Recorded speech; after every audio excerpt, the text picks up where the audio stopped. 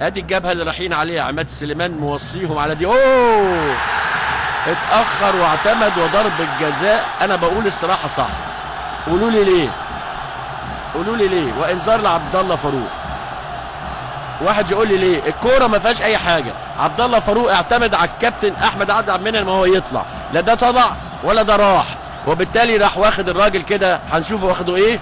خدوا كده بقى عاوز يقول ده كتف قانوني مش شنكله دي بتاعت فاروق، انما خطا قاتل ما بين عبد الله فاروق واحمد عبد المنعم. ويعني احمد علي انتهز الفرصه وجاب ضربه جزاء في الدقيقه 16. ما هتشتكي ليه؟ يعني انت تقول يعني ما اعرفش. عموما لعيب كويس، ولكن اعتمدوا الاثنين على بعض.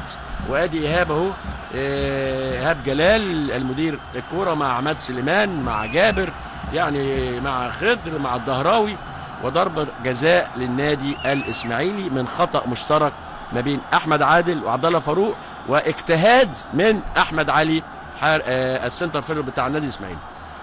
احمد صديق هو اللي هيلعب الضربه دي. هنشوف المخرج جايب مين، مش يقرب عليه عشان نشوفه، انما احمد صديق وهدف. هدف اول احمد صديق يحط هدف في مرماه القديم. يعني احمد صديق بعد الدقيقه 17 من زمن الشوط الاول يتقدم الاسماعيلي بهدف لاحمد صديق من ضربه جزاء. ضربه الجزاء دي طبعا هتفوق الدنيا كلها، لان النادي الاهلي كان عاوز يفوق في الربع ساعه اللي فاتت، وما نجحوش ان هم يقفلوا الجبهه الشمال بتاعتهم رغم الكثافه العدديه. اقول لكم ليه؟ لان ايه، مش شبيطه بقاله فتره ما لعبش جنب حسام، وحسام ما لعبش جنب شبيطه، وعبد الله لسه بيلعب في المكان الجديد ده جنب احمد فتحي، فالانسجام ما بين خط وسط